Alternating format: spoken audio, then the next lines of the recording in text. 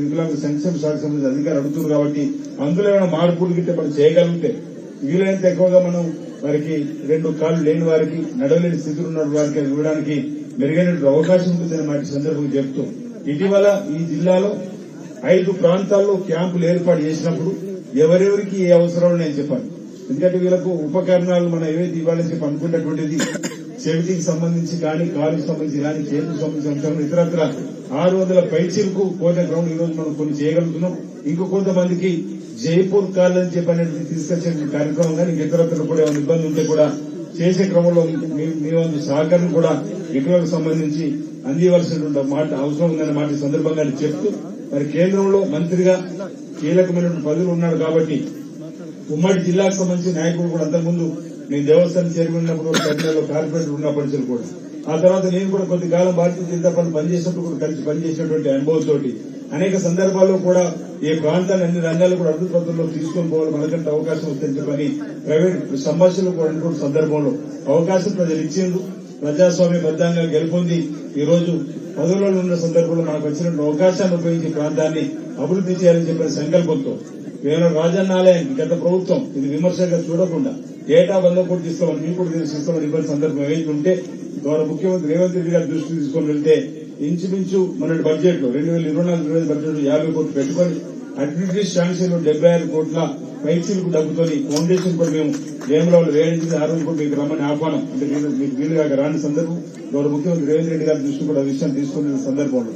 Road వెడల్పు సంబంధించి 47 కోట్ల రూపాయలను తెప్పించి దాంట్లో ఫౌండేషన్ వేసినాం. అన్న సత్రానికి కూడా 35 కోట్లు ఇచ్చిన సందర్భంలో సిఎస్ఆర్ ఫండ్స్ నుంచి కానీ లేకపోతే ఇతరత్ర మెరుగైనటువంటి సందర్భం కావాలన్నప్పుడు నీ సాయం తీసుకోవాలని చెప్పాను జిల్లా కలెక్టర్ గారు నేను పొన్నం ప్రభాకర్ గారు కూడా అనుకున్న సందర్భంలో ప్రధానంగా కేంద్ర ప్రభుత్వం ఏదైతే ప్రసాద్ స్కీమ్ ఉందో ఆ స్కీమ్ ద్వారా కూడా మీరు కూడా తప్పనిసరిగా మనం ఏనాడు దేవాలయంకు ప్రధానమంత్రి ఎలక్షన్ సందర్భం వచ్చిపోయిన సందర్భంలో మీరు అడిగినట్టు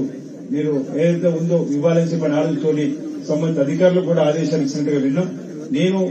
మేము రాష్ట్ర ప్రభుత్వం కేంద్రం 2 సంయుక్తంగా కూడా రాజన్న ఆలయానికి వచ్చేటువంటి భక్తులకు మెరుగైనటువంటి ఆలయ విస్తీర్ణ గాని అన్నదాన సత్రం సంబంధించి కానీ మీరు ఇచ్చేటువంటి దాంతో వసతిగా నిర్మాణం చేసుకుని క్యూ లైన్ నిర్మాణం చేసుకుని ఇతరత్ర టూరిజానికి సంబంధించినటువంటి గుడిసెలు అభివృద్ధి చేసుకున్నట్టయితే సుదూర ప్రాంతం నుంచి వచ్చే భక్తులకు మేలైనటువంటి సేవలు అందించవచ్చని చెప్పిన మాట సందర్భంగా నేను తెలియజేస్తూ ఈరోజు వేములో రాజన్న ఆలయం మీకు తెలియదు కాదు కోరిన కోరికలు తీర్చండి కోరిన ముక్కు చెల్లిస్తామనే ప్రీతి ప్రాశస్యం ఉన్నటువంటి దేవాలయం దేశంలో ఎక్కడకు లేనటువంటి ఆ దేవాలయానికి మనం తప్పనిసరిగా అభివృద్ధి పథకం తీసుకుపోవాల్సినటువంటి బాధ్యత ఉందని మాట సందర్భంగా ఇక్కడ ఉన్నటువంటి మరి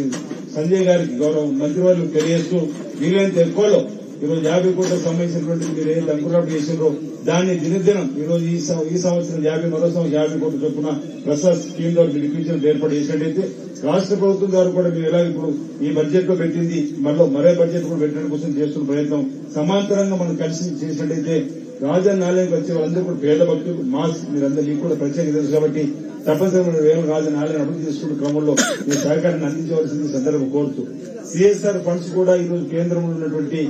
మీ మాటకు చెల్లుబాటు అవడానికి అవకాశం అనేక మంది పారిశ్రామికవేత్తలు ఈ రాష్ట్రంలో ఉన్నటువంటి మీరు చెప్పినప్పుడు మీరు దేశవ్యాప్తంగా ఉన్నటువంటి అనేక పారిశ్రామికవేత్తలకు చెప్పి ఈ ప్రాంతానికి వీలైతే ఎక్కువ స్కూల్స్ సంబంధించినటువంటి డెవలప్మెంట్ చేయడానికి ఆన్లైన్ క్లాస్ ఇప్పటికే మొన్న కలెక్టర్ గారు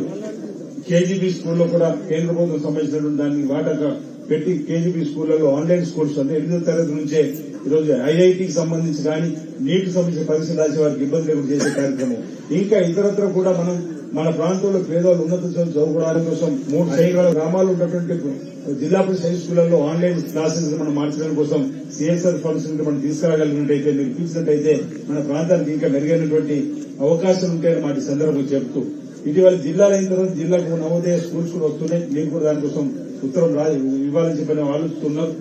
ఇటీవల అరవింద్ గారు నిజామాబాద్ జిల్లా సంబంధించి జైత్యాల జిల్లాలో కూడా 3 మండలాలు ఉంటాయి కత్లాపూర్ మేడిపల్లి భీమారం మరి జైత్యాల జిల్లాకు నవోదయ ఇచ్చినప్పుడు ఎక్కడ ఉంటే బాగుంటుందంటే మా 3 మండలాలు కూడా కనెక్ట్ అయ్యే కోర్టులో పెట్టాలని చెప్పిన వారికి రిక్వెస్ట్ చేయడం జరిగింది. కాబట్టి మీరు కూడా జిల్లాకి ఇచ్చేది ఈ వేలలో 2 పట్టణాల మధ్యలో తీసుకొని మీరు ఇచ్చినట్టయితే మన పేద పిల్లలకు నవోదయాలు కూడా చదువుకోవడానికి వారికి చక్కని అవకాశం ఉంటుంది. కాబట్టి ఆ కాలేజీ స్కూల్ కూడా మీరు తీసుకొని రావడానికి ప్రయత్నం చేయాలి. వీళ్ళకి సైన్స్ స్కూల్ ఇలాంటి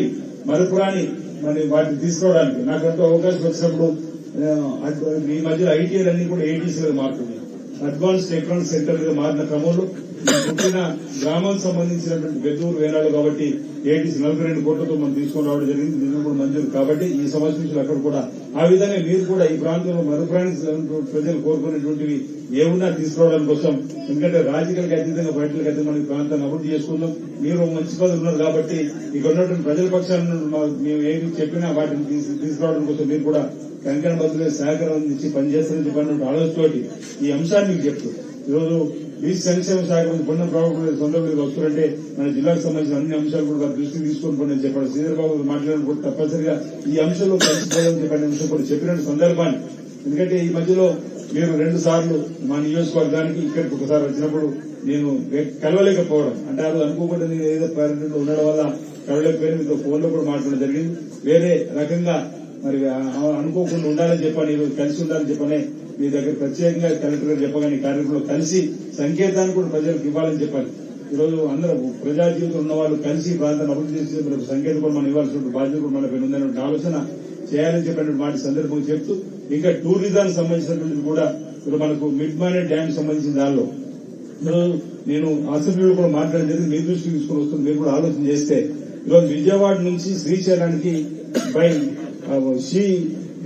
సీ ప్లేన్ ను ఏర్పాటు చేయడం జరిగింది. ఒకవేళ ఇక్కడ కూడా మనకు మిడ్ బానే డ్యామ్ వేములవాడ నుంచి శ్రీశైలం గానీ లేదంటే విజయవాడ కూడా సీ ప్లేన్ ఏర్పాటు చేసుకున్నట్టయితే తక్కువ ఖర్చుతో వీలైతే మంచిగా ఉంటుందనే ఒక ఆలోచన ఉంది. మీరు వీలైతే టూరిజం వాళ్ళతో ఒకసారి మాట్లాడి అది కూడా మనకు ఈ ప్రాంతానికి అవకాశం ఉందనే మాట చెబుతూ, బోర్డుకు సంబంధించి కూడా ఇప్పటికీ కలెక్టర్ గారు చెప్పడం జరిగింది. ఆ అంశాన్ని కూడా నేను ప్రయత్నం చేసేటువంటి సందర్భంలో నేను సహకారం ఇవ్వాలని చెప్పిన మాట సందర్భంగా నేను తెలియజేస్తూ, అది రాజకీయ వేదిక కాదు కావచ్చు కానీ కొన్ని సందర్భాలు అభివృద్ధికి సంబంధించిన అంశం వచ్చినప్పుడు నేను అధికారంలో ఉంటేనే కలెక్టరేట్కి వస్తా, నాకు పదవి ఉంటేనే ప్రభుత్వం ఉంటేనే అధికారంలో కలెక్టరేట్కి వస్తా అని చెప్పేటువంటి భావంతో మరి ఉన్నటువంటి వాళ్ళకు కూడా కొన్ని సందర్భాల్లో మనం సరైనటువంటి సమాధానం కూడా చెప్పాల్సిన అవసరం ఉంది. కేంద్ర మంత్రిగా వారికి అన్ని తెలిసినప్పటికీ కూడా అధికారులు బెదిరించే ధోరణిలో పోవడం, కలెక్టర్లు కూడా ఇష్టానుసారంగా మాట్లాడడం అనేటువంటి మనం ఈ మధ్యలో చూస్తున్నాం. ఈ జిల్లాకు సంబంధించి వారికి ఉన్నటువంటి అనుభవాన్ని ఈ రోజు మరి వారికి కూడా సమాచారం ఉంది. వచ్చి కేంద్ర మంత్రికి వచ్చినటువంటి సంజయ్ గారు ఈ మా జిల్లాకి ఇది కావాలని చెప్తే ఇంకా బాగుండేటువంటి ఆలోచన ఈ సందర్భాన్ని వ్యక్తం చేస్తూ, ఈరోజు ఓవైపు ఆక్రమణకు గురైంది ఆ బీఆర్ఎస్ భవన్. ఆ బీఆర్ఎస్ భవన్ లో కూర్చొని కలెక్టర్ గారిని ఇష్టానుసారంగా తిట్టిన మాటలు కూడా మనం చూసినాం. ఇది సభ్య సమాజం ఒప్పుకునేటువంటి అంశం కాదు. అంటే సంజయ్ గారికి కేంద్ర మంత్రి ఎందుకు చెప్తున్నారంటే అది ఎకరం కోసం స్థలం తీసుకొని 2 ఎకరాల నిర్మాణం చేసుకుని ఓ మంత్రిగా ఓ యువరాజుగా ఉండి ఆ అక్రమకు గురైనటువంటి బీఆర్ఎస్ భవన్ కలెక్టర్ పట్టుకుని ఇష్టానుసారంగా తిడితే ఆ కలెక్టర్ చట్ట ప్రకారం పోయి ఇది సరైనది కాదంటే ఆయన కూడా విమర్శించేటువంటి స్థాయి. సార్ రాష్ట్ర వ్యాప్తంగా ఏం జరుగుతుందో కూడా మనం చూసినాం. అటన్ని విషయాలలో కేంద్ర మంత్రి గారు మాట్లాడి జిల్లాకు సంబంధించి మరి ఓ బీసీలుగా లేకపోతే ఇంకా దళితులుగా ఉన్నటువంటి వాళ్ళు ఎమ్మెల్యే గెలిస్తే వారిని పట్టించుకోకుండా కర్నూలు కూడా ఇష్టానుసారంగా మాట్లాడిన మాటలు కూడా మనం చూసినాం. ఈ విధానాన్ని మనందరం కూడా తప్పుపడుతూ అధికారులకు అండగా నిలబడుతుంది. ఒకవేళ అధికారులు వాళ్ళు చేసే పరిపాలనలో ఏదైనా పొరపాటు ఉంటే వారిని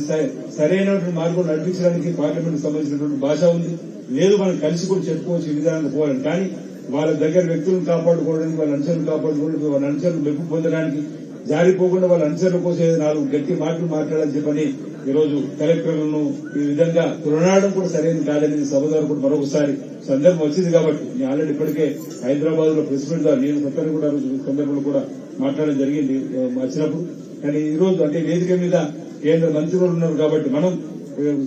పనిచేస్తున్నటువంటి బ్యూరోక్రసీ కూడా అండగా నిలబడేటువంటి కార్యక్రమాన్ని, అంటే నేను అధికారులు ఉన్నప్పుడేమో ఒప్పు, నేను అధికారులు లేనప్పుడు తప్పనేటువంటి మాట కరెక్ట్ కాదనే మాట. ఇటీవల రెవెన్యూ శాఖ మంత్రులు కూడా చూసినప్పుడు చూస్తే వారి నోటి నేమో 1000 ఎకరాలు ఇంచుమించు అన్యాక్రాంతి వారి పరిపాలన, అంతేగాని ఇక్కడ 2000 దాకా ఉండొచ్చింది పనిమాట అన్న సందర్భంలో ఇలాంటి వాటిని ప్రజల ఆస్తిని భావి తరాల వారికి కాపాడాలని చేసే ప్రయత్నంలో మీ సహకారం కూడా అందించాలి. ప్రజల ఆస్తిని కాపాడడం కోసం ఎక్కడైతే ప్రభుత్వ భూమి అన్యాక్రాంతం గురైందో ఆ అన్యాక్రాంతం గురైనటువంటి దాన్ని భావి తరాలలో ఇందిరా ఇల్లు నిర్మాణం కానీ లేకపోతే వాటర్ ట్యాంక్ నిర్మాణం కానీ స్కూల్ నిర్మాణం చేసుకోవడానికి భవిష్యత్తు ఉండడానికి కోసం మనం కాపాడుకోవాల్సిన బాధ్యత కూడా ఈ జిల్లాలో ఉంది. దానికి మీ సహకారం కూడా